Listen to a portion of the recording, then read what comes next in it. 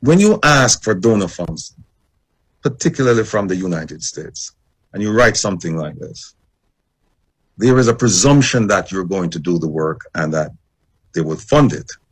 Now, when you collect the money and you don't fund the product, the project, and monies find their way in your pockets via wire transfers to foreign accounts, you've broken the law. You have broken the law. And let me say to all of the politicians, past and present, and a warning to the ones for the future, that if you take U.S. donor funds and you convert it to fraudulent means, you don't do what you're supposed to do with it, you put it in your pocket and you send it overseas or whatever, that's a crime against the U.S. government. And if that money, when you transfer those funds, if they touch the U.S. banking system, which in most cases they will, that's another crime. And you can be prosecuted.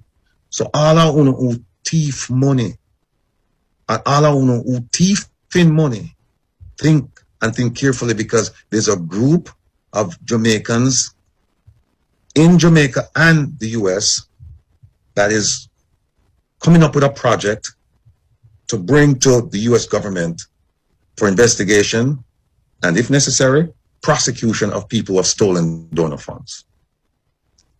Also, for people who, when I say people, I'm talking about politicians and civil servants at the highest levels.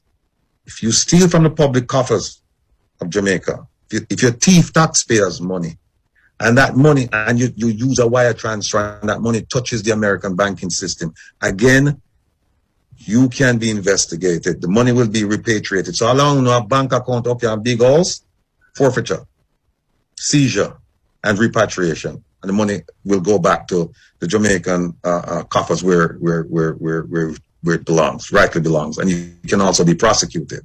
So, word to all of them, be very careful. What I would suggest is, for those of you who have money in foreign bank accounts and not thief the money, donor funds are taxpayers' funds out of Jamaica, we don't need to bring back that money to Jamaica and do something good with it, because sooner or later, you will be held accountable. And I can tell you that the arm of the U.S. government is very long. You may not hear anything about it for 2, 3, 4, 5 years, and when you think it's peace and safety, a sudden destruction. And I've been a part of that, where we sat and we watched people for years, 3 years, 4 years, 5 years.